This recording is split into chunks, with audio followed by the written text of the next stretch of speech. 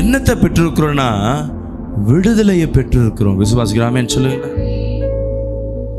தேவனிடத்திலிருந்து வருகிறவர்களுக்கு ஒரு ரட்சிப்பு கிடைக்கும். என்ன ரட்சிப்புன்னா உன் எல்லா திங்குக்கும் அவர் விடுதலையானவராக இருக்கிறார். விசுவாசிக்கிறாமேன்னு சொல்லுவேமே. என் தலைவலிக்கு மட்டுமல்ல, என் குடும்ப கஷ்டத்துக்கு மட்டுமல்ல, என் வியாதிக்கு மட்டுமல்ல, என் சூழ்நிலைக்கு மட்டுமல்ல, எல்லாவற்றுக்கும் என் தேவன் அவர் விடுதலை ஆக்கினவராக இருக்கிறார். விசுவாசிக்கிறாமேன்னு சொல்லுவேன். இதுல இருந்து விடுதலை ஆக்குற தேவன் என் கையிலேயே பிடிச்சிட்டார். அவர் உன்னை விட்டு விலகிறது இல்லை, உன்னை கைவிடுவது இல்லை. அல்லேலூயா. அந்த நம்பிக்கை உனக்குள்ள இருக்கணும்.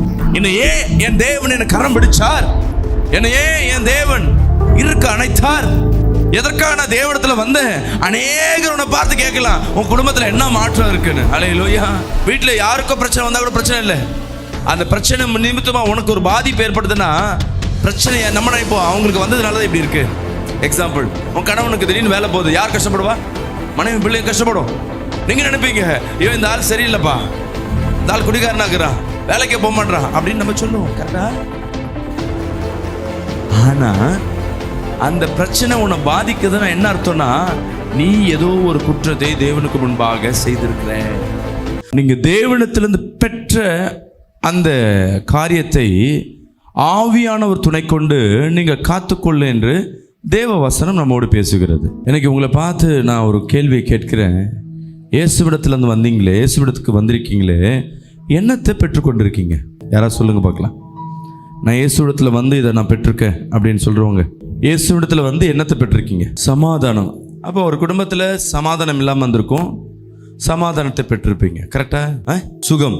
அப்போ பலவீனமாக இருந்திருப்போம், சரீரத்தில் வியாதிகள் எதாவது இருந்திருக்கும், அந்த வியாதியை கர்த்தர் சுகமாக்கியிருப்பார், சுகத்தை கொடுத்திருப்பார். அடுத்தது வேற ஜீவனை கொடுத்தாரு. யார் அது? வாழ வழி இல்லாத நமக்கு கர்த்தர் என்ன பண்ணியிருக்கார்? ஜீவனை கொடுத்திருக்கிறார். இதெல்லாம் தேவன் உங்களுக்கு கொடுக்கறது அல்ல, தெரிஞ்சுக்கங்க. இதுக்காக ஏசப்பாட்ட வந்திருக்கீங்க. கடன் பாரத்தோடு வந்திருப்பீங்க. கடன் சரியானா நீங்க என்ன பண்ணிருப்பீங்க? போயிட்டு இருக்கலாமே, ஏன் இங்கே வந்து தங்கியிருப்பீங்க? அப்போ கடன் பாரத்திற்காய் வரல, அது தெரிஞ்சுக்கங்க. நிறைய பேர் இன்னைக்கு சபைக்கு வருவாங்க, ஒரு விடுதலை பெற்றுக்கொள்வாங்க, வியாதியோ வறுமையோ ஏதோ ஒன்று இயேசுவிடத்தில் பெற்றுக்கொள்வாங்க, அதோடு சபைக்கு வரமாட்டாங்க. ஏன்னா அவங்களுக்கு வேண்டிய நீடு என்ன பண்ணப்பட்டுருச்சு, அவங்க பெற்றுக்கொண்டாங்க. இப்போ அவங்களுக்கு என்ன தேவையில்லை, இன்னொன்று தேவையில்லை. அதனால அவங்க கேட்டது அவங்களுக்கு கிடைச்சதுனால அதோட சபை பக்கமே வரமாட்டேன். இன்னைக்கு நான் உங்களை பார்த்து கேட்குறேன், அப்போ ஏதோ ஒரு தேவைக்காக தான் உள்ளே வந்து நிற்கிறீங்களா? அப்போ அந்த தேவை கிடைச்சிச்சுன்னா திருப்பி நீங்கள் தேவனிடத்தில் வரமாட்டீங்களா? அது முதலாக தெரிஞ்சுக்குங்க. இயேசு இடத்துல வந்து நான் என்னத்தை பெற்றுக்கொண்டேன். நிறைய பேர் கேட்பாங்க, இயேசு இடத்துல போனியே என்ன வாழ்ந்துட்டேன் கேட்பாங்கல்ல. நம்ம கொஞ்சம் கஷ்டப்படுறத பார்த்தா போதும், போ நம்ம பழைய கடவுள்லாம் விட்டு வந்து என்னத்தை வாரிக்கிட்ட, என்ன பிரச்சனை என்ன இருக்கு நல்லது. அப்போ இயேசுவிடத்தில் ஒன்று நமக்கு கிடைக்கிறது, அது என்னன்னு தெரிஞ்சிக்காமே நம்ம உள்ள வந்து உட்காந்து கொண்டிருக்கோம். இயேசு உனக்காய் ஒன்றை கொடுத்திருக்கிறார், அது என்னன்னு தெரியாமே நம்ம என்ன பண்ணி கொண்டிருக்கோம்? அவரை ஆராதித்து கொண்டிருக்கோம். அது என்னன்னு தெரிஞ்சிடுச்சுன்னா அது நம்ம இடத்துல விலகாதபடி அல்லேலூயா நம்ம காத்துக்கொள்ளணும். விசுவாசிக்கிறாமேன்னு சொல்லு. என்ன தெரியுமா? அது என்னத்தை பெற்றிருக்கிறோம்னா விடுதலையை பெற்றிருக்கிறோம். விசுவாசிக்கிறாமேன்னு சொல்லுங்க. தேவனிடத்திலிருந்து வருகிறவர்களுக்கு ஒரு ரட்சிப்பு கிடைக்கும். என்ன ரட்சிப்புன்னா உன் எல்லா திங்குக்கும் அவர் விடுதலையானவராக இருக்கிறார். விசுவாசிக்கிறாமேன்னு சொல்லுவேமே. என் தலைவலிக்கு மட்டுமல்ல, என் குடும்ப கஷ்டத்துக்கு மட்டுமல்ல, என் வியாதிக்கு மட்டுமல்ல, என் சூழ்நிலைக்கு மட்டுமல்ல, எல்லாவற்றுக்கும் என் தேவன் அவர் விடுதலை ஆக்கினவராக இருக்கிறார். விசுவாசிக்கிறாமேன்னு சொல்லுவேன். பக்கத்தில் கைப்பிடிச்சு சொல்லுங்க, நம்மளை விடுதலை ஆக்குகிற தேவனா இருக்கிறார். சில நேரங்களில் நீ பாவத்தில் சிக்காதபடி உன்னை விடுதலை ஆக்குகிற தேவனா இருக்கிறார். ராமேன்னு சொல்லுவேன். சில நேரங்களில் நீ நெருக்கத்தில் மாட்டாதபடி உன்னை விடுதலை ஆக்குகிற தேவனா இருக்கிறார். ஏன்னா தேவன் உன் மேல வைத்திருக்கிற கிருபை. கிருபைனா என்ன? தகுதி இல்லாத நம்மளை தகுதிப்படுத்துறது கிருபை. சொல்லுங்களேன். நீங்க எப்ப இயேசுவை ஏற்றுக்கொள்கிறீங்களோ, திருமணம் நடக்கும்போது சொல்லுவாங்க, இன்பத்திலும் துன்பத்திலும் வாழ்விலும் தாழ்விலும் உன்னை கைவிட மாட்டேன்னு. எப்போ அந்த டயலாக் சொன்னாங்களோ அன்னிலேருந்து கைவிட்டவனாக தான் இருப்பான். அல்லேலூயா. ஒய்ஃப் கிட்ட என்ன பண்ணுவாங்க, கல்யாணம் ஆன புதுசில் நான் இன்னைக்கு வரும்போது ஒரு ஃப்ளைட்டில் பார்க்குறேன், லேட் மேரேஜ் போலுக்கு என்ன பண்ணுறாங்க, கல்யாணம் ஆன கப்பல் போலுக்கு ஹனிமூனுக்கு அங்கே வந்திருக்காங்க. ஃப்ளைட்டில் என்ன பண்ணுறாங்கன்னா அப்படியே கையை அப்படியே 2 பேரும் பக்கத்தில் யாருக்கான்னு தெரியல, கையை அப்படி நல்லா போட்டுக்கிட்டு 2 பேரும் கையை பிசைஞ்சுனே இருக்காங்க. நான் தான் பக்கத்தில் உட்காந்துக்கிறேன். ஃப்ளைட்டில் 4 மணி நேரம் ட்ராவலு, எங்கே தான் திரும்புறது எனக்குள்ள ஒரு ஓடிக்கொண்டிருந்தது. இப்போ தான் திருமணம் ஆயிருக்கு. அதுவே ஒரு 2 மாதம் கழிச்சு பாருங்க, மனைவி கை பிடிச்சா கூட எல்லாம் இருக்கிறாங்க, கை தொடாது, டீசென்ட் இல்லை. அதுக்கப்புறம் பார்த்தீங்கன்னா 2 பேரும் மேக்னெட் மாதிரி இருப்பாங்க. மேக்னெட்டை ஒட்டிக்கிட்டு இருக்க மாட்டாங்க, பிரிஞ்சுன்னு இருப்பாங்க. வடதுரம் வச்சு என்ன ஆகும், அப்படி எகிரின்னு போகும் பார்த்தீங்களா. கணவன் முன்னாடி போனால் மனைவி பின்னாடி வந்து இருக்கும். அது ஒரு 10 அடி தூரத்தில். ஏன்னா என்ன கிடையாது, அங்கே அன்பு போயிடுச்சு. கை பிடிச்சவன் என்ன பண்ணா, கை விட்டவனாய் மாறுகிறான். நீங்களும் கல்யாணம் ஆன எத்தனை பேர் கல்யாணம் ஆனவங்க? கல்யாணம் ஆகாம குழந்தை பார்த்துருக்காது. ஃபஸ்ட்டு கல்யாணம் ஆன புதுசில் எப்படி இருந்திருப்பீங்க சொல்லுங்க. அப்படியே அவரை பார்க்காம இருக்க முடியாது. நாங்கள் எப்போங்க வருங்க வேலையிலேருந்து, உன்னை பார்க்காம இருக்க முடியலங்க. இப்போ எப்போங்க வீட்டிலேருந்து வெளியே போவீங்க? நீங்கள் இருக்க தொல்லையாக இருக்குங்க, சொல்கிறோமா இல்லையா? ஆனால் தேவன் பாருங்க, அவர் எப்போ நீ அவரை தேடி அவனை பிடிச்சிட்டியோ, அவனுக்கு அவர் உடும்பு பிடி மாதிரி உன்னை பிடிச்சிடுவார். அல்லேலூயா. விசுவாசிக்கலாமேன்னு சொல்லுவேன். உன்னை அப்படியே இருக்க பிடிச்சிடுவார். ஏன் பிடிச்சாருன்னு உனக்கு தெரியாது, ஆனால் என் தேவனுக்கு தெரியும் உன்னை ஏன் அவர் கரம் பிடிச்சாருன்னு. விசுவாசிக்கலாமேன்னு சொல்லுங்களேன். விசுவாசிக்கலாமேன்னு சொல்லுவேன். நான் என் விட்டாலும் என் தேவன் என்னை விட மாட்டார். சொல்லுங்க பார்க்கலாம். பக்கத்தில் கைப்பிடிச்சு சொல்லு, உன்னை ஏசப்பா பிடிச்சிட்டார், இனி விட மாட்டார், நீ செத்த. சொல்லுங்க கைப்பிடிச்சு, நீ ஏசப்பாட மாட்டிக்கிட்ட, அவ்வளோதான் உன் வாழ்க்கை. அல்லேலூயா. ஆமாம், உன் பாவ வாழ்க்கை அவ்வளோதான், உன் நஷ்ட வாழ்க்கை அவ்வளோதான், உன் துன்ப வாழ்க்கை அவ்வளோதான். இனி உன் வாழ்க்கையில் ஒரு ஜீவனை கொடுக்கிற என் தேவனாகிய கர்த்தராக இருக்கிற விசுவாசிக்கலாமே சொல்லுவோமே. அப்போ எதற்காக இயேசுவை ஏற்றுக்கொண்டிருக்கோம் இப்போ சொல்லுங்க. எதுக்கு விடுதலை? அவர் பேரு ரட்சகர். அல்லேலூயா. எதற்காக விடுதலை?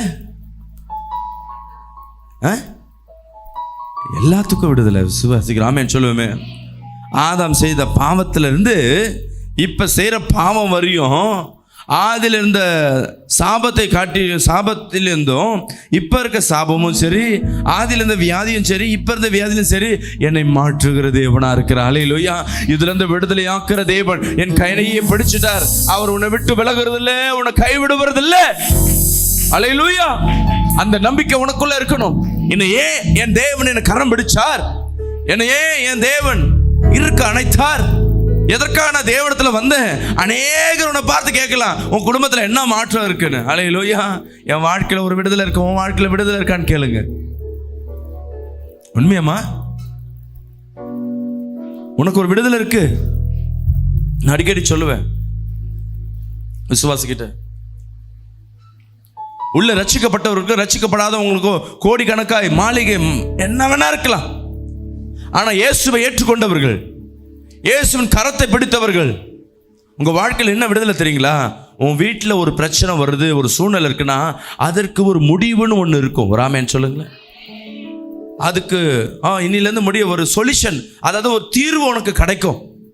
இப்போ எனக்கு கூட ஒரு லேட்டாவது ஒரு தீர்வு கிடைக்கும்.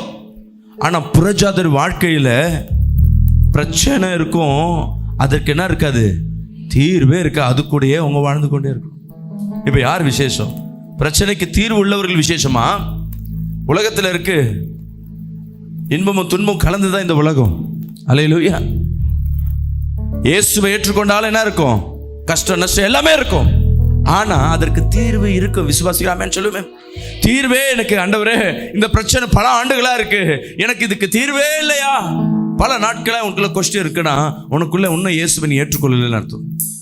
உன்னை உண்மையாகவே உன் கரத்தை என் தேவனாகிய கர்த்தர் இருக்க பிடித்திருக்கிறாருன்னா உன் வாழ்க்கைக்கு ஒரு முடிவு இருக்கு. விசுவாசிக்கலாமே சொல்லுங்களேன்.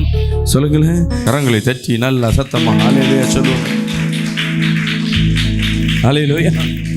தேவன் சொல்ற, பெற்ற இந்த விடுதலை விடாதபடி நீ காத்துக்கொள்ளணும். இதான் வசனம் இன்னைக்கு. நான் விடுதலை பெற்றுட்டேன், நல்லது. நான் விடுதலை பெற்றுட்டேன், நல்லது. அல்லேலூயா. நான் விடுதலை பெற்றுட்டேன், நல்லது.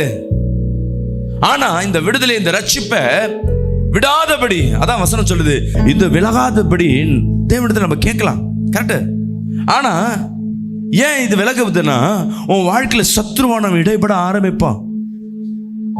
பாவத்தை கொடுப்பான், இச்சையை கொடுப்பான், சாபத்தை கொடுப்பான். அந்த ரட்சிப்பை உன்னை விட்டு விலகுவதற்கு, நீ பெற்ற அந்த கிருபை உன்னை விட்டு விலப்பதற்கு பிசாசு போராடி கொண்டே இருப்பான்.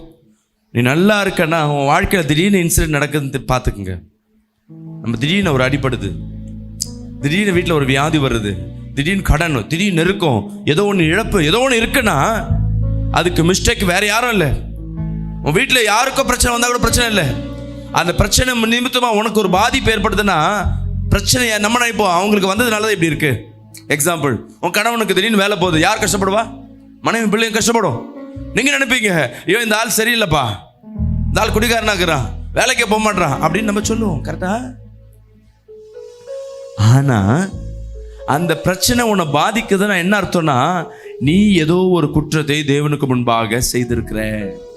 சத்ருவானவன் தேவனை கிருபையும் ரட்சிப்பையும் உன்னை விட்டு விலக்குவதற்காக அவன் வகை தேடி இருக்கிறான். இதுக்கு காரணம் யாரு?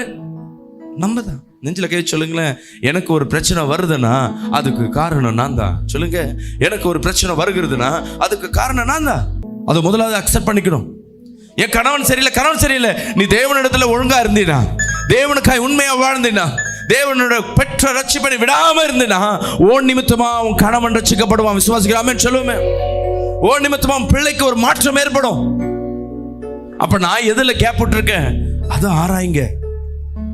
இன்னைக்கு இந்த வார்த்தை ஏன் உங்களோட மத்தியில் வருகிறதுன்னா, நீங்க ஏதோ கேப் விட்டுருக்கேன், கத்த சொல்றாரு, ஏப்பா இந்த பிரச்சனை ஒன்று, இது ஏதோ கேப் விட்ட, இதை நீ சரி செஞ்சுக்கும். அல்லேலூயா. விசுவாசிக்கலாமேன்னு சொல்லுவேன்.